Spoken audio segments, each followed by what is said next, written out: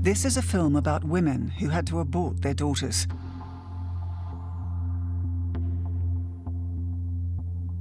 About men who can no longer find a wife. And about girls who are kidnapped because of that. And about desperate parents.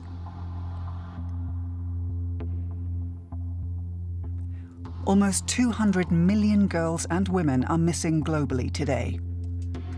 How could it come to this? And why do we know so little about it?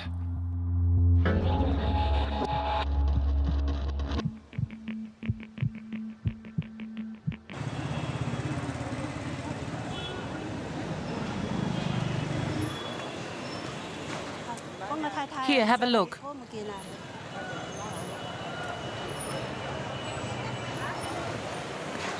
Would you please read this? Please help us. Guangxi is a province in southern China. Pang Jingdong and Hu Aizhen are parents who are searching for their daughter.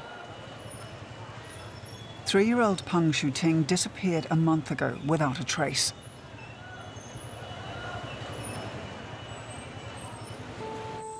At first, nobody believed that something terrible could have occurred in this peaceful village where everyone knows each other.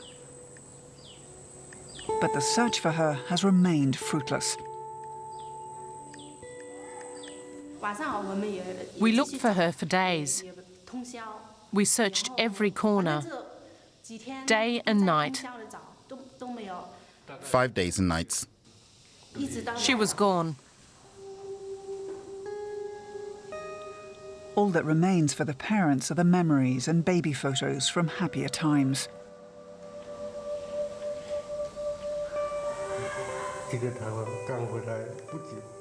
She's so small here. She was so cute, so adorable. How could this happen?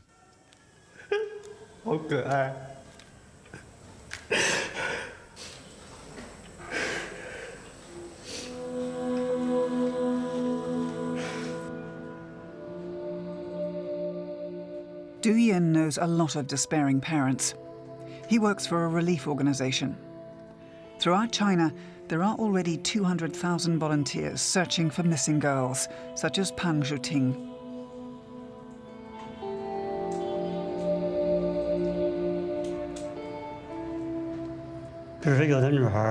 Kidnapping of little girls are not uncommon in China. A son's marriage is expensive because the bride's family expect expensive engagement gifts. For this reason, parents have little girls kidnapped. They then raise the girl together with their son. And when they've reached adulthood, they are married to one another.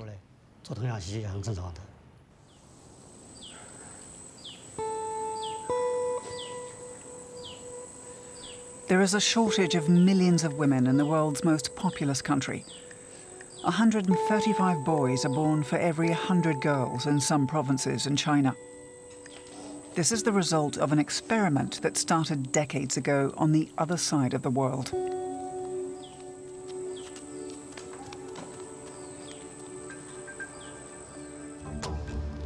In the USA, after World War II, it was the era of the economic miracle.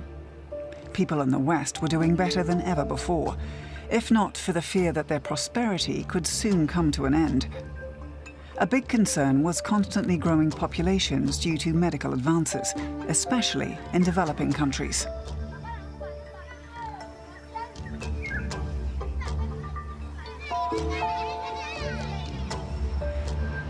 Affluent Americans started a new movement. Together, they wanted to curb the large numbers of children worldwide. Most of them were men, from well-known scientists to the super-rich, like John D. Rockefeller III. They were people with influence and connections to the highest levels of the American government. Their foundations still continue to exist today. The Ford Foundation, the Rockefeller Foundation, the Population Council. They triggered a rising tide of fear of a population explosion that soon also spread to other countries, and they formed the head of worldwide measures taken to decimate the population of the impoverished. This has been examined by Matthew Connolly, a historian at Columbia University in New York. He has researched in detail the development of this movement, from its beginnings to its impact today. Population Council saw its mandate not just to control the rate of population growth, but also to address problems in the quality of population.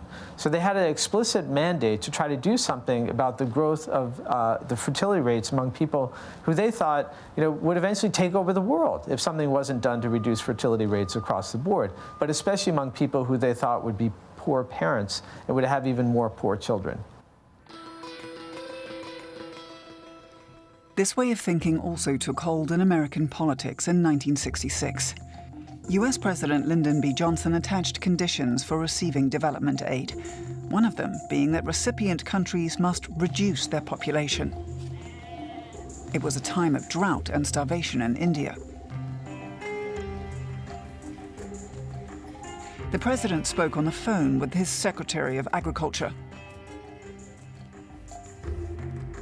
Then you just put out this morning instructions to all your people that the president says any future allotments, he wants to know what we give, and Exhibit A, he wants to know what we get.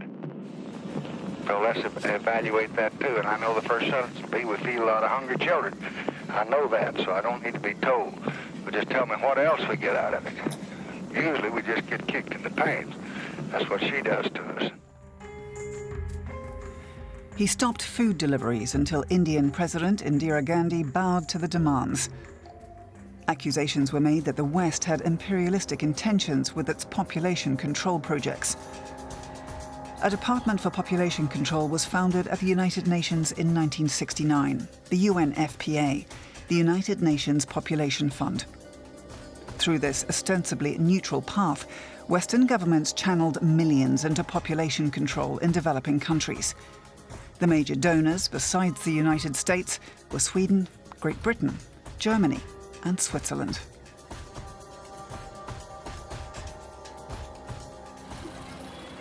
South Korea was among the earliest testing grounds for population control. The country was devastated after the Korean War. At the same time, there was a baby boom with the highest birth rates in the world. The United States participated in the reconstruction from the very beginning. Population control was high on the agenda.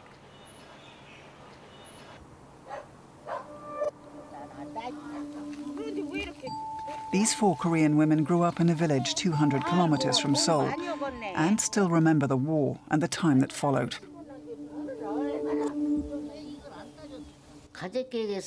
The government said we should have fewer children. That's why we stuck to it. We women had abortions. We thought we were doing the right thing, and we did it voluntarily. Western countries donated buses and jeeps that were converted into mobile medical units. Documents show that their task was not health promotion. The Population Council, an American foundation, expressed a clear-cut mission to the Korean Ministry of Health. These vehicles are given to help improve living standards in Korea through a vigorous attack on the problem of excessive population growth.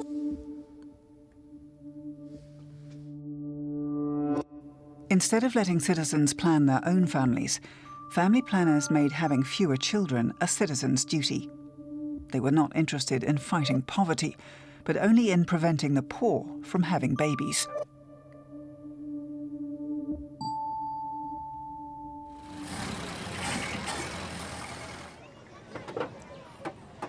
Mobile clinics in India went to secluded villages as early as 1956, because Indians were also supposed to have fewer children.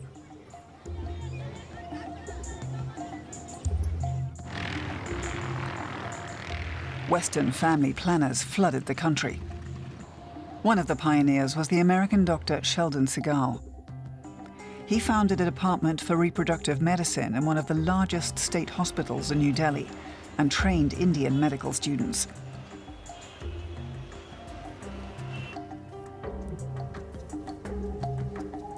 Although early versions of IUDs had fallen into disrepute in the West, Segal smuggled them into India in 1964. He declared them as Christmas decorations at customs and had them inserted into the uteri of women without the knowledge of the government. In a letter, he wrote, "The present approach is to distribute the ones I have on hand to private gynecologists. We are also inserting some in monkey uteri. My feeling is that in the long run, it may be faster to quietly accumulate evidence from these sources before trying to press for wider distribution in government family planning clinics. I do not want to raise the question with Health Minister Dr. Nair if the answer is likely to be negative, because we would then be in a precarious position if we pursue human studies at all." It didn't take long for the Indian government to give the green light. The United States Agency for International Development even sent non-sterile intrauterine devices to India. Serious complications often arose, sometimes with fatal consequences.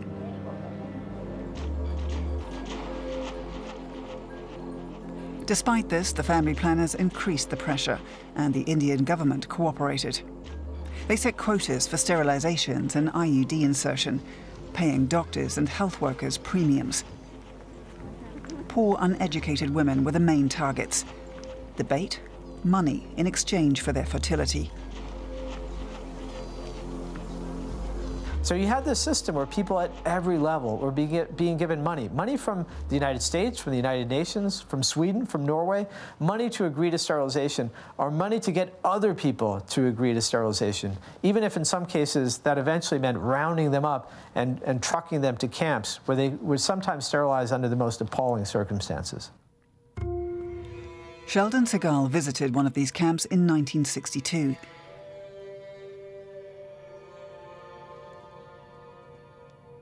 He described it to his superior. "I spent Sunday at a women's sterilization camp and found it fascinating. After the surgeon sews up the abdomen, the ladies get off the operating table by themselves and walk out of the operating theatre." The situation in India spun out of control. In 1975, the government of Indira Gandhi forced 8 million women and men to undergo sterilization.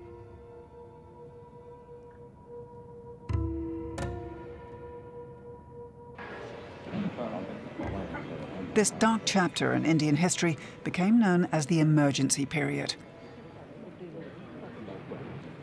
The idea of population control, what was so seductive to national leaders, people like Indira Gandhi, was the idea that they could achieve modernity in one generation. And they could do it with crash programs. Even if it required taking some risks, even if some people were going to get hurt, this was something that was going to make India a modern nation, and it was going to improve everyone's welfare in the long run. What they didn't understand, though, was that in many rural societies, these children were their parents' only source of security in old age, right? And not only that, but in poorer societies, even children in many cases are able to support themselves and help their parents, even from a relatively young age. But there is another reason as to why people in Asia have many children. They want a son, and so they continue to have children until they have their male descendant. The family planners recognize this preference for sons as the key to solving the population problem. People at places like the Population Council and the Ford Foundation, they realized that parents in poor societies in many cases preferred to have sons. And what they began to think was that if only they had some way of helping those parents determine whether the fetus was a female or a male, then they might, along with abortion, they might have a quick way of reducing fertility rates. The head of the Population Council laid down a clear course in 1967. Augmented research efforts leading to improved contraceptive technologies or practical methods of determining the sex of an unborn child so that parents could be assured of a son. In the early 1970s, the time had finally come. Scientists developed chorionic villus sampling, or CVS. With this method, a child's sex could be identified before birth. Abortion was forbidden in almost all developing countries. Sheldon Segal and his colleagues used their connections to the highest ranks in the US government, and with great success. Henry Kissinger was US President Gerald Ford's Secretary of State at the time. In a 1974 document that was long kept classified, He demanded the massive depopulation of developing countries and declared abortion to be an indispensable tool for population control. No country has reduced its population growth without resorting to abortion. While women in the United States were still heading to the streets to demand the right to control their own bodies, American foundations and politicians were pressuring developing countries to legalize abortion. In the following decades, a massive surplus of men was created in Asia through the abortion of daughters. The consequences are omnipresent in India today.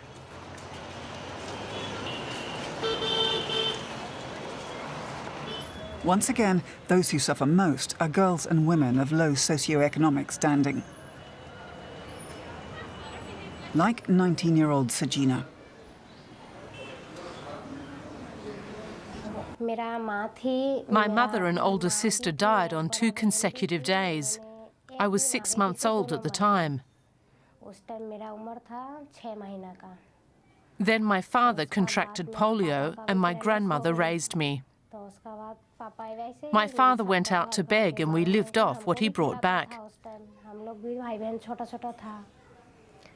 That's how we 4 kids grew up.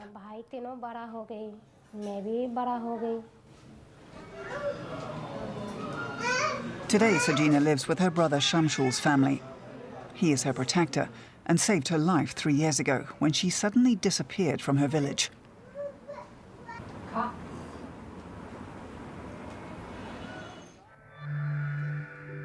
After Sajina vanished, Shamshul sold everything, travelled 2,000 kilometres to New Delhi and reported her disappearance to the aid organisation of Nobel laureate Kailash Satyarthi.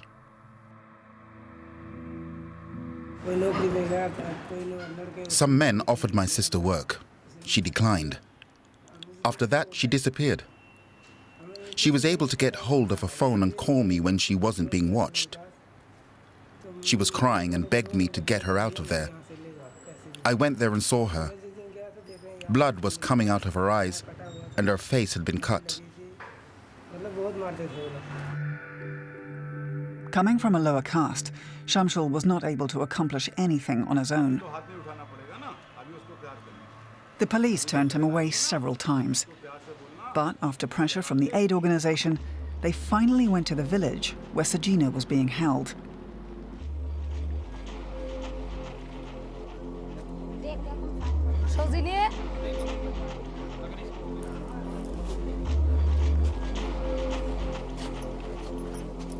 A woman claiming to be Sajina's mother-in-law pulled out a marriage certificate. The shortage of women is particularly extreme in the northern India state of Haryana. Parents desperately seek wives for their sons. The village elder eventually explained what had happened to Sajina. We paid 50 or 60,000 rupees as a down payment. I can prove it. Just give us the girl. We're not leaving without her. It's all legal. I married her in front of 11 witnesses. The truth finally came out when the residents turned the girl over to police. The entire village had collected money to buy Sajina for a number of bachelors. She was married to one man and abused as a sex slave by 7 others.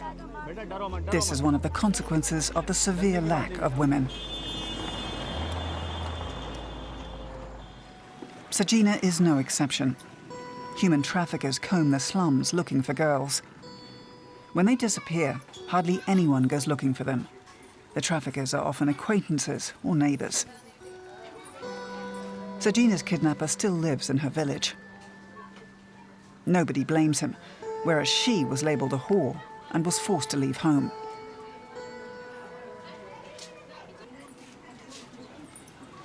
Girls and women like Sajina suffer the consequences of population policies introduced and expedited by Western family planners 50 years ago in India.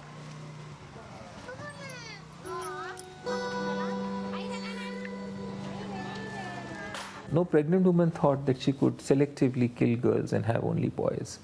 So this was created by the so-called academic medical profession promoted by Ford Foundation and a lot of other NGOs which funded the whole project. I think they took 30 students per year in BSc genetics. So in about 5 years, there was a corpus of a few hundred people who could tell whether it's a boy or a girl. Gynecologist Puneet Bedi was trained at the same hospital where Sheldon Segal carried out his research. As a young student, Bedi had a dramatic experience in the delivery room.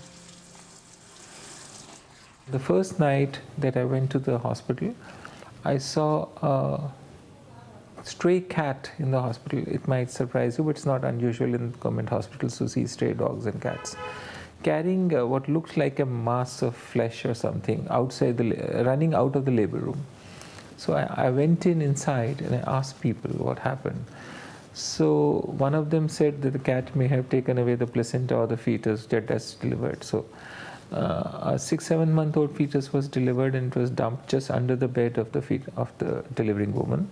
So then I was told it is a project, and there's research going on. Somebody's writing a paper on it, and how to find out it is a boy or a girl before birth by doing amniocentesis. And if it's a girl, of course, then we abort.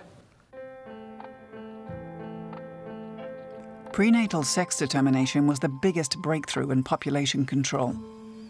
This way, girls were aborted en masse, and birth rates were reduced twofold. Fewer babies were being born, and fewer girls that could later bear children.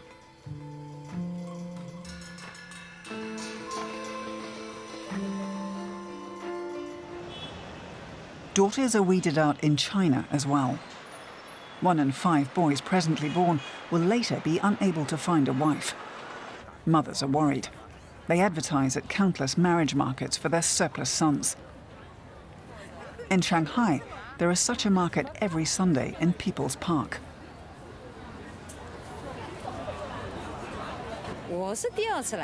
I'm here for the second time today. I'm looking for the right girl for my son. Many people have come up to me. We exchanged phone numbers and information. The mothers will now ask their daughters if they're interested in my son, and then we'll talk on the phone. We parents help our children to establish contact. These are mothers who only have one son because they were permitted to only have one child. This was the Chinese strategy for population control. US President Richard Nixon and Secretary of State Henry Kissinger arrived in Beijing in 1972. It was a historic meeting with Mao Zedong to discuss the balance of power and a mutual commitment to world peace. There is no reason for us to be enemies.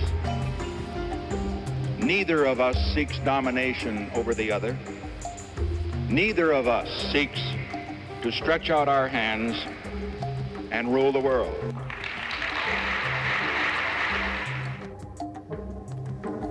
But the Americans were worried about the growth of Chinese power and the spread of communism, and the fact that Chinese population growth seemed unstoppable. Nixon's visit opened the floodgates for Western family planners. The Chinese government had a sympathetic ear for them.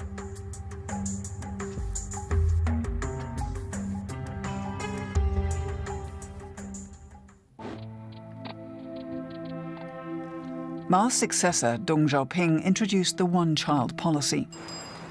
Millions were trained as lay health workers, the so-called barefoot doctors. Their mission? Distributing contraceptives all over the country and ensuring that couples only had one child.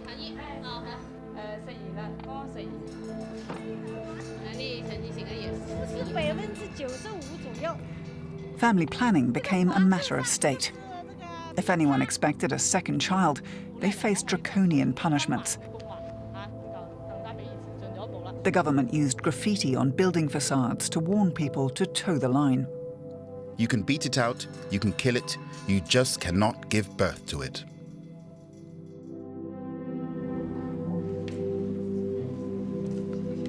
In spite of media reports of forced sterilization and abortions, the West continued to donate money to the Chinese population program. At first, this only came from organizations like the Ford Foundation, but in 1979, even the United Nations Population Fund gave $50 million to the Chinese government. An employee of IPPF, one of the donor organizations, sounded the alarm. I think that in the not-too-distant future, this will blow up into a major press story, as it contains all the ingredients of sensationalism. Communism, forced family planning, murder of viable fetuses, parallels with India, etc. And when it does blow up, it's going to be very difficult to defend. But the warnings were not only ignored. The UN Population Fund also presented China with an award for outstanding contributions regarding birth control. Who did they choose to give it to? It wasn't to reproductive rights advocates. It wasn't to people whose lives were at risk because they were trying to campaign to give people, and especially women, the right to own and control their own bodies. It was just the opposite. They decided to honor the leader of China's coercive population control program, a Chinese general, who had presided over the most egregious period in the entire history of that program. And they chose to honor Indira Gandhi, who was responsible for what until then was the worst population program of all, the emergency period program in India. Is the UN Population Fund facing up to this dark chapter of its past? But what is almost never discussed is the history of that program, and how it is at an early stage the UN Population Fund was deeply involved in an incredibly coercive program. And if we can't get the UN Population Fund to acknowledge that, then how is it they're going to get people to trust them to do the right thing now and in the future?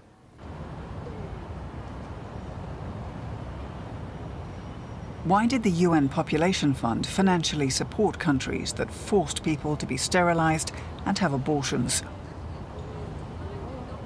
I need to be very clear about the role of UNFPA. Those awards were given by the United Nations member states. That is it. We carry out their instructions. At that time, the United States was the most important member state, contributing 40% of the budget.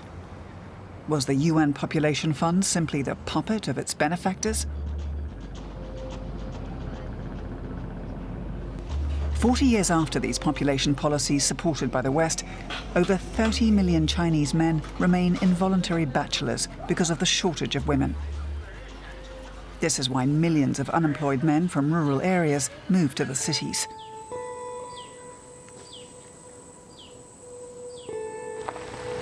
Activist Du Yin visits the parents of Peng Shuting, the little girl who disappeared. But he doesn't have good news. There is still no trace of their 3-year-old daughter.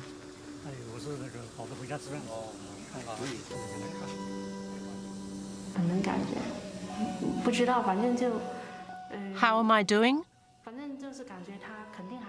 I don't know. As we never found blood anywhere, I believe she is still alive. I wait for signs of life every day. I'm very worried.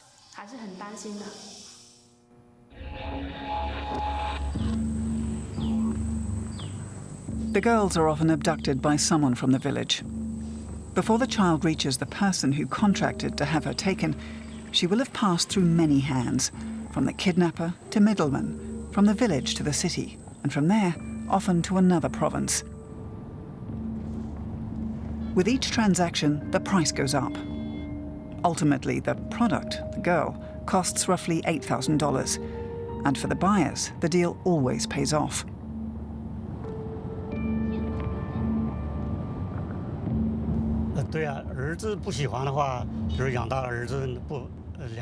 If the son doesn't like the bride after all, or if the two don't make a good match, then the parents can still marry the young girl off to another family.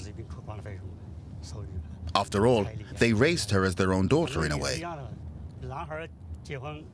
A high bride price is often agreed upon. For them, it's worth it either way.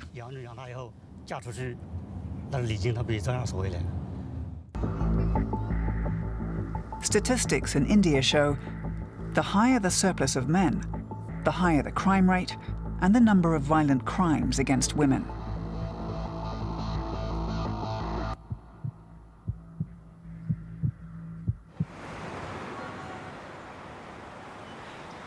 The Indian government has since reacted and outlawed sex determination in the early 1990s. And yet, there has never been as many abortions of girls as today. Because with ultrasound technology, sex determination has become cheap and safe. Despite the ban, it's only a question of money to find a doctor who is willing to break the law and reveal the gender of the unborn child. The middle class in India is growing.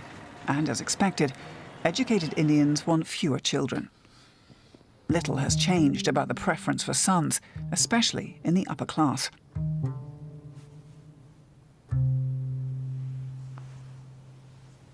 Amisha was 25 years old when she married a computer scientist. Her father-in-law was a high-ranking government employee. In India, the bride must pay the groom's family a dowry. Amisha gave her in-laws an apartment. Having a son is like winning the lottery for some people in India.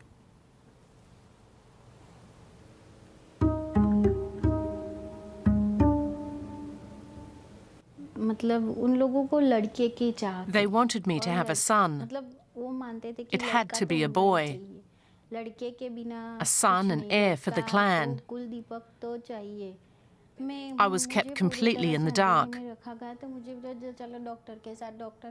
They said, "Come see the doctor." So I did. I never knew what they had discussed with the doctor.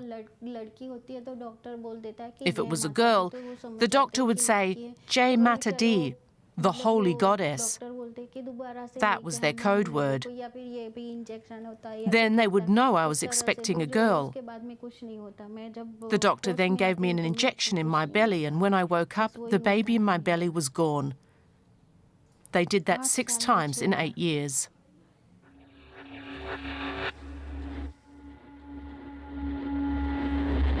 Not only did my daughters die, I died during all this too. I'm dead inside.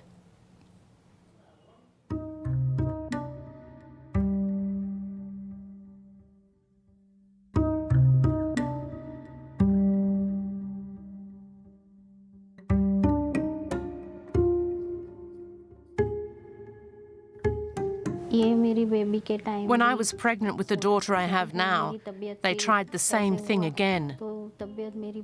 But I got sick and went to my mother's. They wanted to pick me up and take me to the doctor, but I refused to go. Amisha was lucky. A lawyer for human rights took on her case. He had her in-laws put in jail for a short time and negotiated a settlement. But he couldn't help her get over the loss of her 6 daughters. It has gone virtually unnoticed that fewer and fewer girls are being born. Today, there is officially a shortage of 177 million. And the number of countries that are culling daughters is growing. There are currently 19.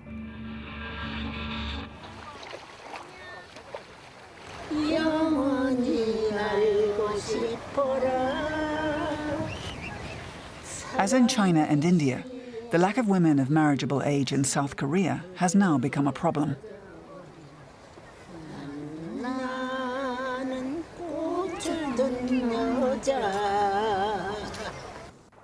Just like in China and India, the lack of women of marriageable age in South Korea has now become a problem.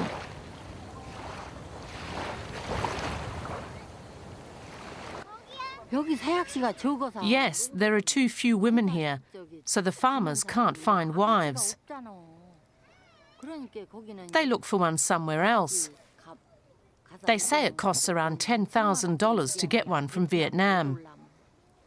These women are usually about 20 years old and give birth to very lovely children. There are many of these women living in our area. 둘씩 낳았어. 우리 때도 많이 왔어. A lucrative business has emerged around women as a commodity. That which is missing in one's own market after decades of selective abortion is simply imported from poorer neighbouring countries. But South Korea faces another problem. Nowadays, many South Korean women do not want to have children at all. The population is drastically declining. Once again, politics has intervened with drastic measures. Whereas young women 60 years ago were encouraged to have abortions, now it is strongly frowned upon and criminally prosecuted to terminate a pregnancy. Lee Ha-young and Wang Shi-song, two students from Seoul, recalled what they learned at school on the subject of abortion. 초등학교 다닐 때부터 We were taught about pregnancy and abortion in elementary school. 좀 많이 했었어요. 근데 시청각 자료 They show us films about abortion, and they say that the embryo's neck is cut in the uterus, and then the whole embryo is cut up and disposed of. That's how they explain abortion, and they say abortion is murder. This is what's taught in school and what's stuck in our minds. We are only able to view abortions as something terrible. 인식이 될 수밖에 없는 것 같아요.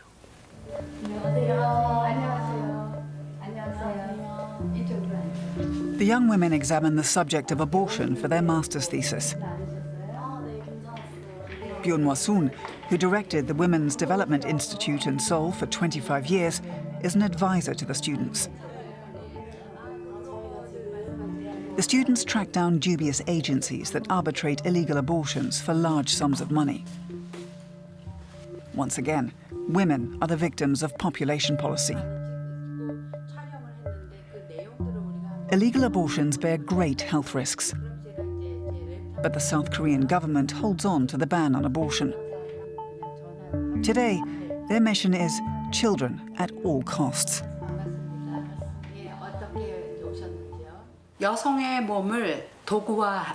What was the government after back then when they allowed abortions?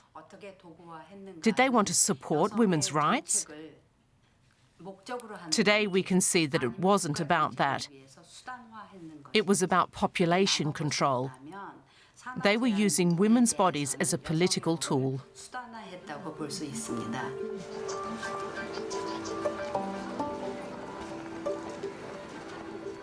The South Korean government has even gone so far as to publish a map of Seoul on the internet, showing where women of childbearing age live. The darker the pink colour, the greater the selection for men seeking a wife.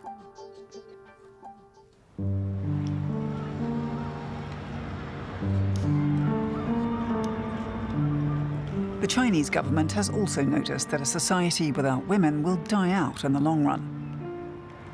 A two-child policy has been introduced in the hope of regaining a gender balance and solving the problem of an ageing population.